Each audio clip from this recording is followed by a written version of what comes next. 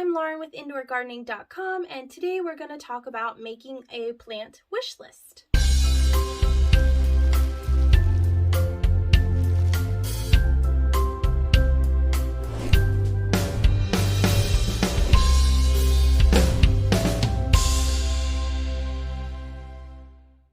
Making a plant wish list can be very, very helpful, especially at the start of spring when everything is going to be flooded with all of these plants. You're going to see a bunch of new varieties just being released.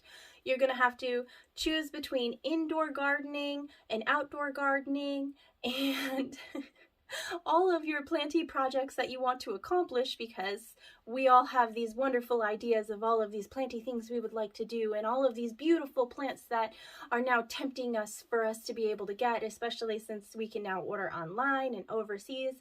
It's just really, really hard to stick to a budget and to only get the plants we want. I know a lot of us are buying plants and then we're tossing them aside or maybe regifting them in a couple months because they were not what we thought they were, or they were an impulse purchase.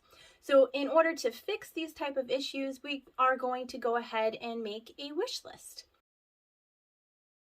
Step one to making a wish list is to write down your goal for the year. What is your planty goal, or multiple goals if you have them? Are you planning on doing outdoor projects? Are you planning on making a specific type of nursery bed? Are you planning on growing an outdoor garden? Or are you planning on starting a fruit tree orchard? Do you have specific indoor collection goals that you have in mind? Do you want to get more rare philodendrons, for example? Are you planning on adding specific anthurium this year? What are your goals this year? Are you planning on buying up plants in order to propagate them and sell them to increase the value of your houseplant business later this year, or your outdoor garden business? I know there are lots of folks out there that are starting to do this with outdoor plants as well. Your wish list goal is going to be a very, very personal thing. So just go ahead, take some time, take a couple minutes to write down what your goals are, and then we can move on to step two. So step two is to go to the places online, scroll around, and try to find some of these wish list plants that are going to make your goal. For example, if you're planning on buying up a plant to shop and sell it later, maybe look at the more rare house plants. If you are planning on adding a couple more plants to your collection, you're an incredible syngonium collector, for example, maybe go on Etsy, shop around and see what are some of the rare syngoniums on there for you.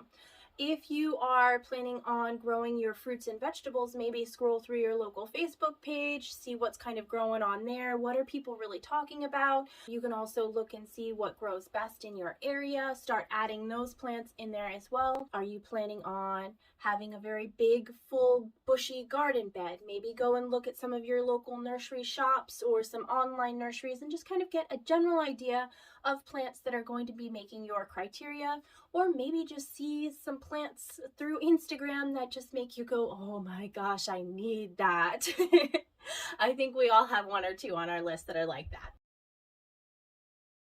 Step number three is to go through and systematically go down the entire big long list that you made, because you can add as many as you wanted in step two. I know I forgot to mention that. Step three, you just go through and you systematically cross out every single plant that would not grow in your environment, that you would not be able to keep alive. You know you wouldn't be able to keep alive. You are just dreaming that you might eventually. For example, I live in the cold Pacific Northwest. I live in the dark. There are lots of cacti that were on my wish list, for example. They're not going to make it here unless I have an epic grow light system. Some folks do. I am not up to maintaining that though, so I would remove the cacti off of my wish list. It just depends on what is in your physical means and what is really going to truly make you happy and meet your goals for the year. If you buy this one big plant, will you want to get these three other plants on the list? You just need to kind of go down and eliminate the ones that you know are definitely not truly viable and that you're not really going to be able to get. If you want, you can maybe switch them to a trades list versus a wish list, which is something that you would be buying and hoping for. Step number four is to go down and go over your wish list, whatever is left, and to verify that you don't already have some of these plants. Because I know a lot of times we're drawn to the same plants again and again and again. For me personally, it is the the golden pothos, or Epipremnum aureum. I see one and I want it every time. I now have 4 of them because I keep buying them and I keep seeing them and I keep liking them. But a lot of times we'll end up writing these things out on our wish list and we'll be like, oh yeah, I do have one of those already. So we can go ahead and cross those off. Or maybe if it's for a specific project, you want to write down that you are going to get 2 more of these. For example, if Boston ferns, you're going to get 2 more of these for your flower beds out front, even though you have 3 of them in the back already. Just kind of narrow down the specific number that you want and verify whether you have it already. There are lots of amazing apps out there that you can keep track of this on your phone. Google Notes is a really good one. You can do Microsoft Word. There are absolutely plenty of ways to keep this on your phone, whatever way you wrote it down. You can even keep a paper form of it in your back pocket or your purse or whatever.